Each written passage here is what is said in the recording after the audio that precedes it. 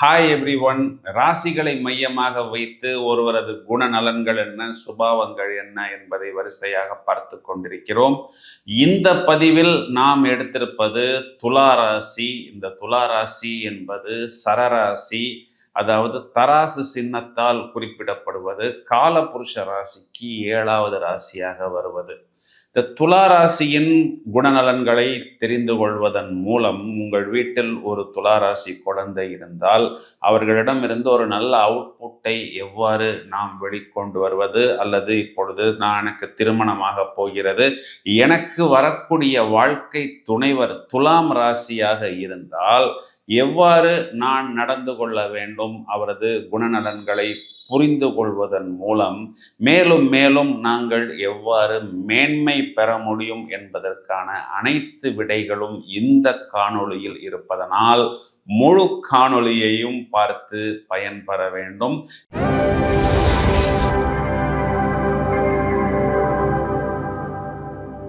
இங்கு துலா ராசி, இதில் சூரியன் நீசம், சனி என்ற கிரகம் உச்சம். இந்த சனி என்ற கிரகத்தை தான் பொதுவாகவே நியாயவான், அதாவது தராசு சின்னத்தில் குறிக்கப்படுவதனால் எந்த ஒரு விஷயத்தையும் தவறு என்றாலும் அதனை தவறு என்று சொல்பவர்கள் இவர்கள்தான். தர்மத்துக்கு கட்டுப்பட்டு செயல்படக்கூடியவர்கள், பாரபட்சம் நின்றி தண்டனையை கொடுக்கக்கூடிய நீதிபதிகளை குறிப்பிடுவதுதான் இந்த துலாம் ராசியின் சின்னம். வாழ்க்கை துணைவரை இவர்கள் பொதுவாகவே சமமாக பார்ப்பார்கள். வாழ்க்கை துணைவருக்கு அதிகமான முக்கியத்துவம் கொடுப்பதும் இவர்கள்தான். பொதுவாக ஒரு ஜாதகத்தில் துலாம் கெட்டு போகக்கூடாது, அதாவது துலா ராசியானது ஒரு ஜாதகத்தில் வலுவிழக்க கூடாது. துலாம் வலுவிழக்கும் பொழுது களத்திரம் என்று சொல்லக்கூடிய திருமணத்தால் அவர்களுக்கு கொஞ்சம் பாதிப்பு ஏற்படும். அதையும் தவிர வியாபாரிகளால், கூட்டாளிகளால் அவர்களுக்கு பாதிப்பு அதிகம் ஏற்படும். ஒரு ராசியில் எந்த கிரகம் உச்சமாகிறதோ அதன் சுபாவம் அந்த நபர்களை ஒட்டி கொண்டே இருக்கும். அவர்களையும் மீறி அந்த சுபாவம் என்பது வெளிப்படும். இந்த துலா ராசியில் சனி என்ற கிரகம் உச்சமடைவதனால் ஒரு நேரத்தில் பொதுவாக எதையும் புரிந்து கொள்ள முடியாத ஒரு நிலை இவர்களிடம் காணப்படும். இது இவ்வாறு இருந்தாலும் இந்த சனி என்ற கிரகம் மக்கள் கூட்டத்தை பிரதிபலிக்கக்கூடிய ஒரு கிரகம் என்பதனால் இவர்களுக்கு ஏராளமான மக்கள் கூட்டமாக வந்து இவர்களை ஆதரிப்பார்கள். இதனால் பல பெரும் வியாபாரிகள், ஜாம்பவான்கள் இந்த லக்னம் ராசியில் பிறக்கிறார்கள். இவர்களுக்கு பொதுவாக சென்டிமெண்ட் உணர்வுகள் இதெல்லாம் கிடையாது. அண்ணனாக இருந்தாலும் சரி, அப்பாவாக இருந்தாலும் சரி, தம்பி தங்கையாக இருந்தாலும் சரி, தவறு என்றால் அது தவறுதான். அதிலிருந்து இவர்கள் எள்ளளவும் கீழே இறங்கி வரமாட்டார்கள். மேலும் இங்கு சுக்கிரன் ஆட்சி செய்யக்கூடிய இடம் இந்த துலாம் ராசி. இதனால் இங்கு சுக்கிரன் என்பவர் இவர்களுக்கு மட்டும் ஆட்சி அல்ல, இவர்களுக்கு அஷ்டமாதிபதியாகவும் வருகிறார் என்பதனால் இவர்களுக்கு என்ன தேவையோ, அதாவது இந்த லௌகீக விஷயங்கள், இவர்கள் என்ன விஷயங்களை நடைமுறையில் பின்பற்றுகிறார்களோ அப்பொழுது அந்த விஷயம்தான் ட்ரெண்டாக இருக்கும். அதாவது ஒரு பெரிய கடையா இருக்கட்டும், அது ஒரு துணி கடையா இருக்கட்டும், அங்க வேலை செய்யக்கூடிய துலாம் ராசிக்காரர்கள் அந்த நேரத்தில் என்ன ட்ரெஸ் போடுகிறார்களோ அந்த ட்ரெஸ் தான் அப்பொழுது ஹாட்ஸ்பாட்டாக இருக்கும். இவர்கள் அந்த நேரத்தில் எந்த கண்ணாடி அணிந்திருக்கிறார்களோ அதுதான் அப்பொழுது ட்ரெண்டாக இருக்கும். ஏனென்றால் இந்த அழகு ஆடம்பரம் சம்பந்தப்பட்ட விஷயங்களில் இவர்களுடைய ராசியாதிபதி சுக்கிரன் என்ற கிரகத்திற்கு எப்பொழுதும் ஒரு ஈர்ப்பு, மேலும் எப்பொழுதும் அப்டேட்டாக இருக்கக்கூடிய ஒரு அமைப்பு இந்த ராசிக்காரர்களுக்கு பொதுவாகவே உண்டு. சந்தர்ப்பங்களுக்காக காத்திருப்பார்கள். அந்த சந்தர்ப்பங்கள் வரும் பொழுது இவர்கள் தங்களது முழு பராக்கிரமத்தையும் வெளிக்கொண்டு வருவார்கள்.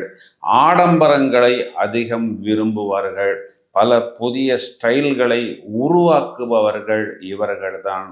பலவிதமான தொடர்புகள் இவர்களுக்கு ஏற்படும்.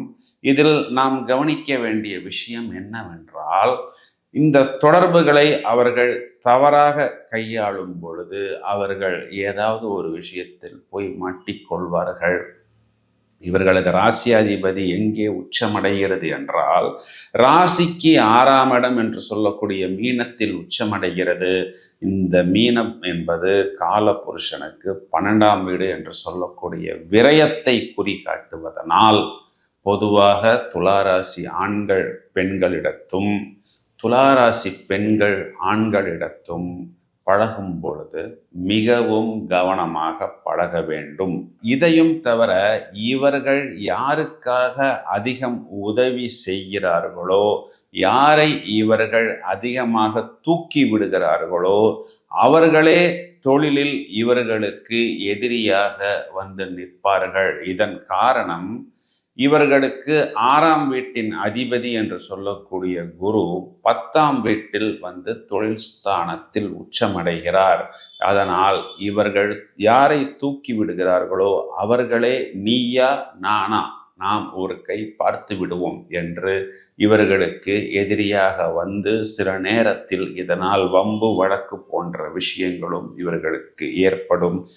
எப்பொழுதும் ஏதாவது ஒரு விஷயத்தை இவர்கள் மனதளவில் ஓட்டிக்கொண்டே இருப்பார்கள்.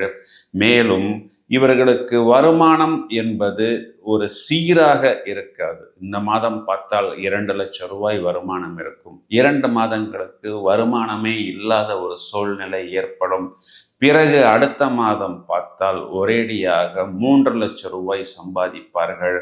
இதன் காரணம், இங்கு இவர்களுக்கு உச்சமடையக்கூடிய இந்த சனி என்ற கிரகம் ஒரு நிலையில்லாத தன்மையை இவர்களது தொழிலில் ஏற்படுத்தும். இதனை இவர்கள் கொஞ்சம் கவனமாக கையாள வேண்டும்.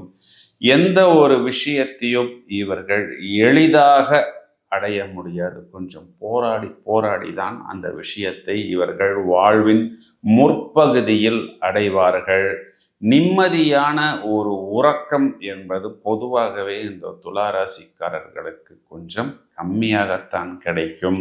நான் ஏற்கனவே சொன்னது போல், இந்த எதிர்ப்பாளினர் இவர்களது பொருளை ஏதாவது ஒரு சந்தர்ப்பத்தில் இவர்களை மயக்கி எளிதாக அந்த பொருளை இவர்களிடம் இருந்து அபகரித்து விடலாம் என்று இவர்கள் நினைத்து கொண்டு, அதில் எதிர்ப்பாளினர் இவர்களை விட அதிகம் பலம் பயன் பெறுகிறார்கள். அங்கே பொதுவாக இவர்களுக்கு ஏதாவது ஒரு அடி விடுகிறது. அதன் பிறகுதான் இவர்கள், ஐயோ நாம் இந்த விஷயத்தை இழந்து விட்டோமா, நாம் ஏமாற்றப்பட்டு விட்டோமா என்று கருதி பிறகு மீண்டும் இவர்கள் வந்து ஜெயிக்கிறார்கள். பல துளாராசிக்காரர்களுக்கு இது வாழ்வில் நிதர்சனமாகவே நடந்து கொண்டிருக்கிறது.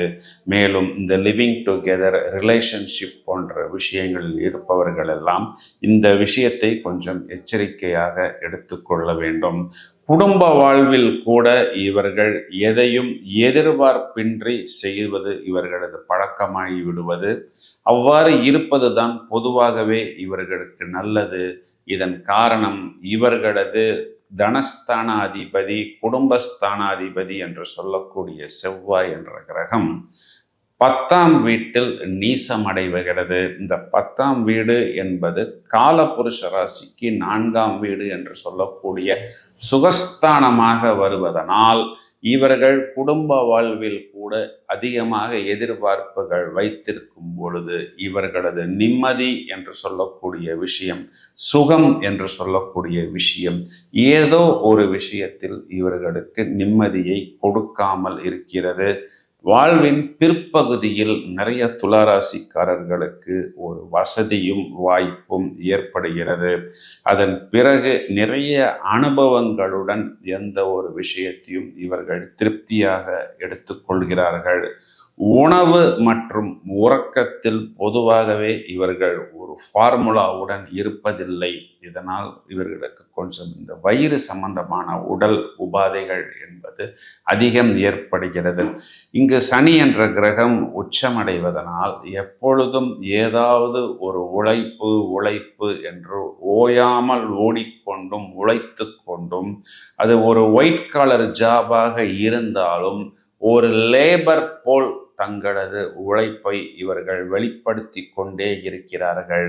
இதனால் இவர்களது உறக்கம் மற்றும் உணவு பழக்க வழக்கங்களில் ஒரு சீரான ஃபார்முலா என்பது பெரும் நாட்களில் இல்லாமலே இருக்கிறது.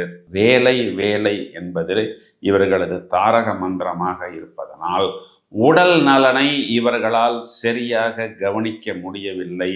நிறைய துளாராசிக்காரர்களுக்கு கொஞ்சம் கல்வியில் தடை என்பது ஏற்பட்ட பிறகு அவர்கள் தங்களது நிலையை உணர்ந்து கல்வியில் இவர்கள் ஜெயிக்கிறார்கள். பல துளாராசிக்காரர்களது ஆசைகள் அபிலாஷைகள் அனைத்தும் வாழ்வின் பிற்பகுதியில்தான் இவர்களுக்கு அவை நிறைவேற்றப்படுகிறது. எதற்கும் பெரிய அளவில் ஆசைப்படுவது என்பது இவர்களது இலக்காக இருக்கிறது. கலைகள் மேல் பொதுவாகவே இந்த துளாராசிக்காரர்களுக்கு ஆர்வம் அதிகம். நிறைய கலா வித்தகர்கள், நல்ல இசை ஞானம் தெரிந்தவர்களாக இருக்கலாம். திரைப்படத்துறை, கவிதை, கதை போட்டிகளில் வரக்கூடிய முதன்மையான நபர்களை பொதுவாகவே நாம் இந்த துளாராசியில் அதிகம் காண முடியும். அடுத்தவர்களை எளிதாக கவர்வது, இதுதான் இவர்களுக்கு பிளஸ். ஆனால் நான் ஏற்கனவே சொன்னது போல் இந்த பிளஸ் பாயிண்ட் மைனஸ் பாயிண்டாக மாறும் பொழுது இதனால் பொதுவாகவே துளாராசிக்காரர்கள் ஏராளமான இன்னல்களை ஏற்படுத்தி கொள்கிறார்கள். இதன் காரணம் இவர்கள் பொதுவாகவே அதிகம் மற்றவர்களால் காதலிக்கப்படுகிறார்கள். இவர்களும் நன்றாக செலவு செய்கிறார்கள், கடன் வாங்கியாவது செய்கிறார்கள். ஏனென்றால் ராசி அதிபதி 6ஆம் வீட்டில் தானே உச்சமடைகிறது. அதனால் அந்த கடன் வாங்குவதற்கு பொதுவாகவே இவர்கள் தயங்குவதில்லை. நன்றாக செலவு செய்யும் பொழுது இவர்கள் பார்வைக்கு நல்ல ஒரு தேஜஸாக இருக்கும் பொழுது எளிதாக மற்றவர்களால் விரும்பப்படுகிறார்கள். அந்த அன்பு சில நேரத்தில் இவர்களுக்கு அம்பாக மாறிவிடும். இதனை கவனமாக இவர்கள் கையாள வேண்டும். விரோதிக்கும் இடம் கொடுப்பவர்கள் இவர்கள்தான். அதாவது இவர்களின் 6ஆம் வீட்டின் அதிபதியின் நட்சத்திரம் இந்த ராசியில் இடம் பெற்றிருக்கிறது. குருவின் நட்சத்திரம் துளாராசியில் இருப்பதனால் முதலில் வரக்கூடிய நபர்கள் பின்னாளில் விரோதியாக மாறப்போகிறார் என்று தெரியாமல் அனைத்து விஷயங்களையும் அனைத்து வித்தைகளையும் அவருக்கு சொல்லிக் கொடுத்து பிறகு அவர்களாலே இவர்கள் நசுக்கப்படுகிறார்கள், ஏமாற்றப்படுகிறார்கள். இதனை நான் வெளிப்படையாக சொல்வதன் காரணம், இனி வரக்கூடிய காலகட்டங்களில் நீங்கள் கொஞ்சம் உஷாராக இருக்க வேண்டும் என்பதுதான். நிறைய இந்த சட்டத்துறை, நீதித்துறை, காவல்துறை, பயோடெக்னாலஜி போன்ற துறைகளிலெல்லாம் நாம் இவர்களை அதிகமாக காண முடியும். கொடுத்த வாக்கை காப்பாற்றுவதற்கு இவர்கள் போராடுவார்கள். அதற்காக எவ்வளவு பெரிய கடன் சுமையாக இருந்தாலும் அந்த கடன் சுமையை தூக்கி தங்களது தலைகளில் இவர்கள் வைத்துக் கொள்வார்கள். குழந்தைகளுக்காக அதிகம் போராடக்கூடிய நபர்களும் இவர்கள்தான். ஏனென்றால் புத்திரஸ்தானாதிபதி சனி பகவான் இங்கு ராசியில் பொதுவாகவே உச்சமடைவதனால் இவர்களது குழந்தைகளுக்காக அதிகம் மெனக்கெட்டு, அதாவது அந்த அம்மா துளாராசி அம்மாவாக மட்டுமல்லாமல் அப்பாவாகவும் செயல்படுவார். அந்த அப்பா துளாராசி என்றால் அவரே அம்மாவாகவும் செயல்பட்டு ஒவ்வொரு சின்ன சின்ன விஷயங்களையும் குழந்தைகளுக்கு பார்த்து பார்த்து செய்யக்கூடிய முதல் ரகம் பெற்றோர்கள் என்றால் அது இந்த துளாராசி என்று சொன்னால் அது மிகையாகாது. துளாராசிக்காரர்களை பெற்றோராக பெற்ற குழந்தைகளும் அதிகமாக இவர்களால் பயனடைகிறார்கள். இங்கு குழந்தைகள் உச்சமடையக்கூடிய வீட்டில் சூரியன் நீசம் என்பதனால் சந்தர்ப்ப சூழ்நிலைகளால் கூட இந்த குழந்தைகள் இருக்கும் இடத்தில் இவர்களது பெற்றோர்கள், அதாவது அந்த குழந்தைகளின் தாத்தாவோ பாட்டியோ, குறிப்பாக தாத்தா அதிக நேரம் செலவிட முடியாத அல்லது ஒன்றாக இருக்க முடியாத ஒரு சூழ்நிலையும் ஏற்படுகிறது. திருமண வாழ்வில் பொதுவாகவே இவர்கள் ஒரு திருப்புமுனை ஏற்படுகிறது. அதன் பிறகு இவர்களது வாழ்வாதாரம் நன்றாக மேம்படுகிறது. இருந்தாலும் திருமணம் ஆன பிறகு அந்த லைஃப் பார்ட்னரை தொழிலுக்குள் இவர்கள் கொண்டு வரும் பொழுது நிம்மதி இழக்கிறார்கள். இது எப்படி சார் என்றால், களத்திரஸ்தானாதிபதி என்று சொல்லக்கூடிய 7ஆம் வீட்டின் அதிபதி செவ்வாய், இவர்கள் கொஞ்சம் மென்மையானவர்கள். இந்த செவ்வாய் என்ற கிரகம் ஓரளவுக்கு கொஞ்சம் பராக்கிரமமான, வேகமான, வீரமான கிரகம்.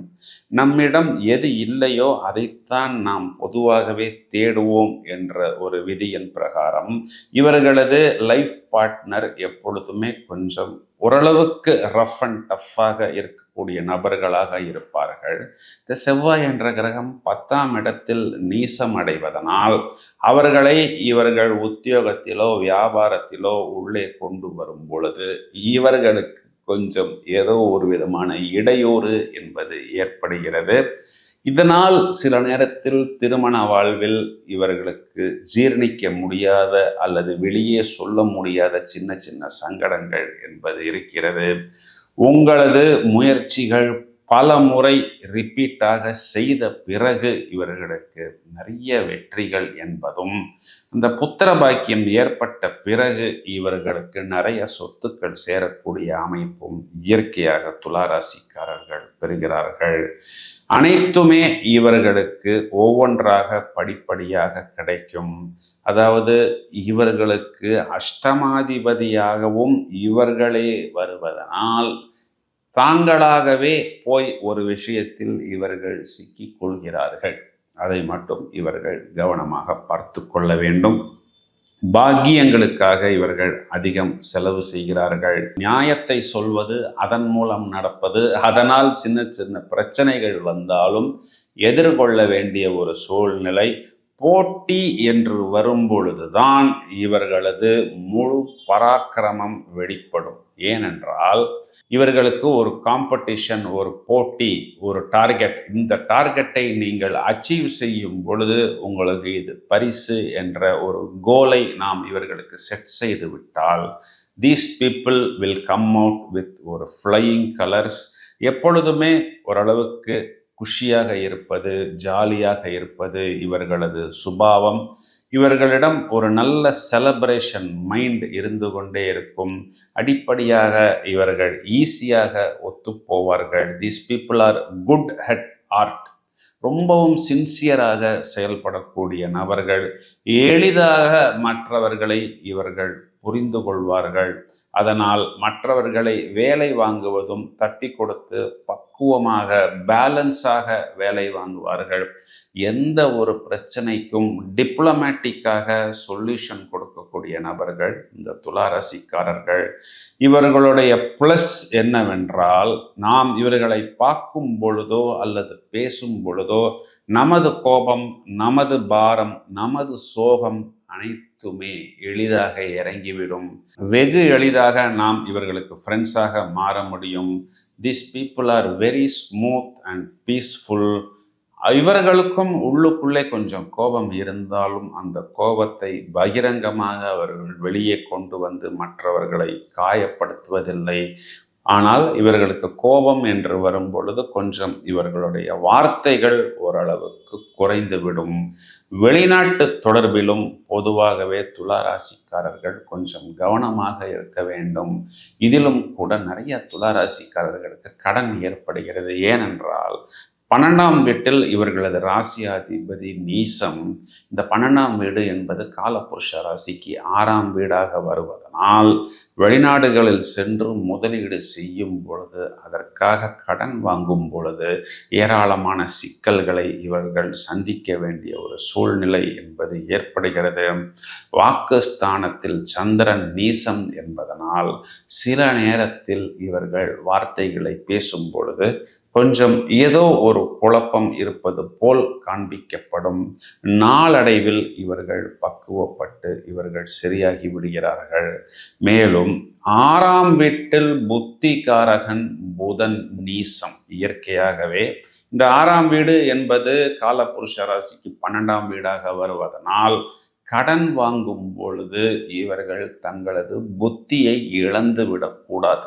ஆனால் இந்த விஷயத்தை தவிர்ப்பது கடினம், தவிர்ப்பது நலம். இதை மட்டும் கவனமாக பார்த்து கொண்டால் துளாராசிக்காரர்கள் கண்டிப்பாக வாழ்வில் ஜெயிக்க முடியும். இவர்களுக்கு வழிபாடு என்று வரும் பொழுது ஆஞ்சநேயர் வழிபாடு, நரசிம்மர் வழிபாடு, மகாவிஷ்ணு வழிபாடு பிரதானமாக இவர்களுக்கு ஒரு நல்ல மாற்றத்தையும் ஏற்றத்தையும் கொடுக்கும். துளாராசிக்காரர்கள் ப்ளூ ஸ்டோன் என்று சொல்லக்கூடிய நீலவர்ணம் இருக்கக்கூடிய ரத்தினத்தையும் மரகத பச்சையும் அணிந்து கொள்வதன் மூலம் இவர்களது வாழ்வில் நல்ல பொருளாதார முன்னேற்றம் என்பது ஏற்படும். நண்பர்களே, இந்த பதிவை உங்களது துளாராசி நண்பர்களுக்கு பகிர்ந்திடுங்கள். மேலும் தொடர்பில் இருங்கள். பல அரிய தகவல்கள் தயாராகி கொண்டிருக்கிறது. Thank you friends.